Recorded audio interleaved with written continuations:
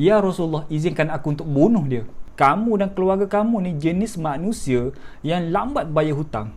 Assalamualaikum warahmatullahi wabarakatuh. Okey, lama kita tak buat. Welcome back to my channel. Okey, hari ini saya nak kongsikan berkaitan dengan hutan Nabi sallallahu alaihi wasallam. Okey, sebelum tu kita masuk kepada, kita flashback balik bagaimana hijrah Nabi sallallahu alaihi wasallam daripada kota Mekah ke kota Madinah. Baik, sebelum Nabi nak sampai ke kota Madinah, dekat kota Madinah ada seorang manusia yang bernama Abdullah bin Ubay bin Salul, yang dia ni hampir-hampir sahaja nak dilantik menjadi ketua Madinah pada masa tu. Presiden Madinah lah.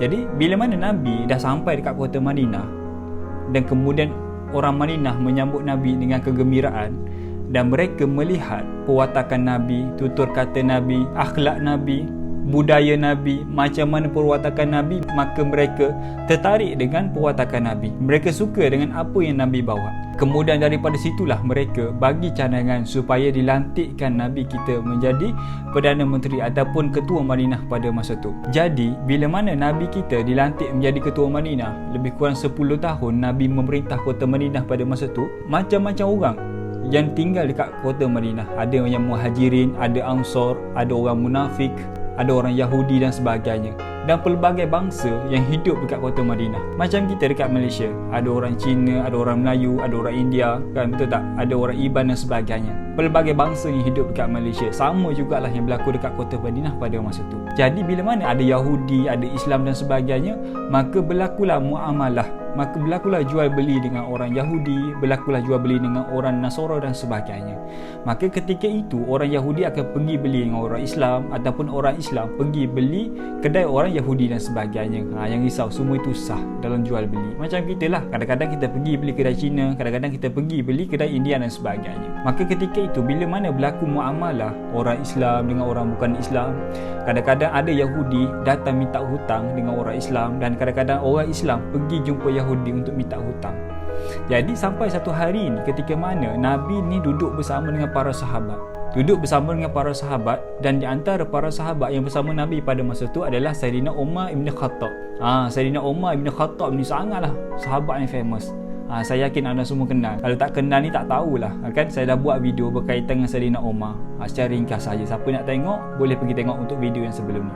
Baik, jadi ketika itu Nabi duduk bersama dengan para sahabat, di antaranya Sayyidina Umar ibn Khattab. Maka datanglah seorang manusia, iaitu dalam kalangan Yahudi, yang bernama Zaid ibn Sa'nah. Maka Zaid ibn Sa'nah dia datang pergi jumpa Nabi. Bila mana sampai di tempat Nabi yang sedang berkumpul dengan para sahabat, Zaid ibn Sa'nah terus mencekak-tekak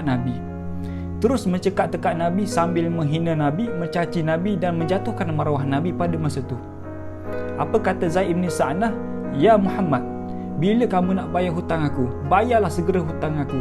Kamu dan keluarga kamu ni jenis manusia yang lambat bayar hutang. Tengok, dia hina Nabi, dia mencaci Nabi, dia memalukan Nabi, dan siap mention lagi ahli keluarga Nabi lebih kurang macam perangai Nabi SAW. Padahal semua itu adalah fitnah. Dia memalukan Nabi di hadapan semua para sahabat. Dan ingat, di antara para sahabat itu ada Sayyidina Umar ibn Khattab. Bila ada Umar ibn Khattab, dekat situ agak-agaklah apa yang Sayyidina Umar akan buat. Ingat, Sayyidina Umar ni pantang Sayyidina Umar. Ada orang buat salah, memang akan kena dengan Sayyidina Umar. Inikah orang yang menyakiti Nabi? Inikah orang yang memalukan Nabi, menjatuhkan Nabi dan menyebarkan fitnah kepada Nabi? Lagilah Sayyidina Umar akan marah. Ya betul, Sayyidina Umar dia terus pegang Zaid ibn Sa'nah. Dan kata kepada Zaid ibn Sa'nah, wahai musuh Allah, berani kamu kata kepada Rasul aku apa yang aku dengar tadi? Dalam keadaan marah, dalam keadaan geram, dia kata kepada Zaid ibn Sa'nah, wahai musuh Allah, berani kamu kata kepada Rasul kami apa yang aku dengar tadi? Dan berani pula kamu lakukan kepada Rasul kami di hadapan aku.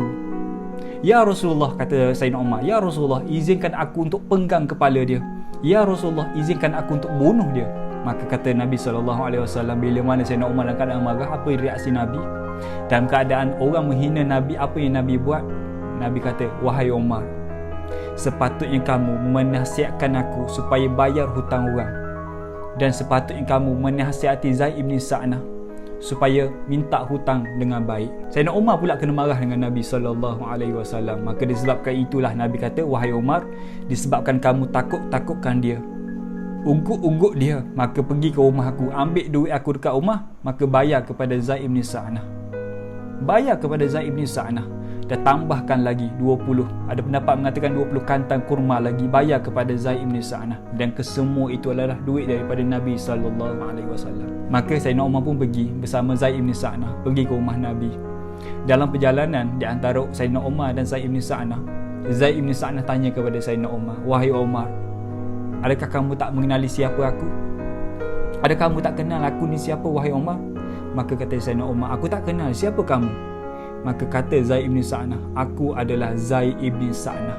Maka ketika itu jugalah Sayyidina Umar tahu yang Zaid bin Sa'nah inilah merupakan ulama dalam kalangan Yahudi, ulama besar dalam kalangan Yahudi, ataupun ulama yang famous dalam kalangan Yahudi. Masyarakat Yahudi, kalau mereka ada masalah, tempat rujuk mereka adalah Zaid bin Sa'nah. Tempat rujukan mereka, tempat nak tanya soalan, tempat minta bantuan dan sebagainya. Maka ketika itu jugalah Sayyidina Umar tanya kepada Zaid bin Sa'nah, "Wahai Zaid, kenapa kamu buat kepada Rasul kami demikian? Kenapa kamu malukan kepada Rasul kami? Kenapa kamu jatuhkan maruah Rasul kami?" Maka apa kata Zaid bin Sa'nah? "Wahai Umar, sesungguhnya hutang Rasul kamu dengan aku lambat lagi sepatutnya dibayar.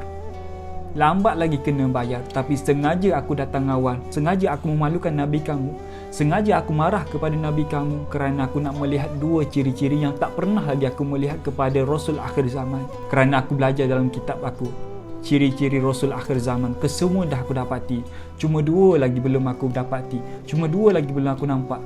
Disebabkan itulah aku buat demikian, wahai Umar." Apa dia? Maka kata Zaid bin Sa'nah, yang pertama sekali, kesabaran dan kelembutan Rasul akhir zaman melebihi daripada kekerasan dia, melebihi daripada kegarangan dia. Dan yang kedua, tanda Rasul akhir zaman adalah sesiapa yang menyakitkan hati dia, sesiapa yang memarahi dia, lagi banyak dia menyakitkan hati dia, lagi banyak dia dimarahi, makin banyaklah kelembutan yang kita akan nampak, makin banyaklah akan kelembutan akan keluar daripada Rasul akhir zaman.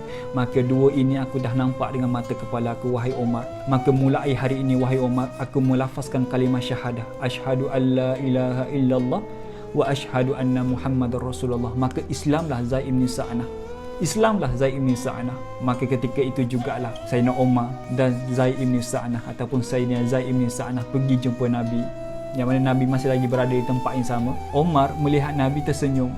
Umar melihat Nabi dan tersenyum. Rupanya Nabi dah tahu apa yang akan berlaku. Tengok bagaimana Nabi membalas satu kekejaman, membalas satu kejahatan dengan satu kebaikan.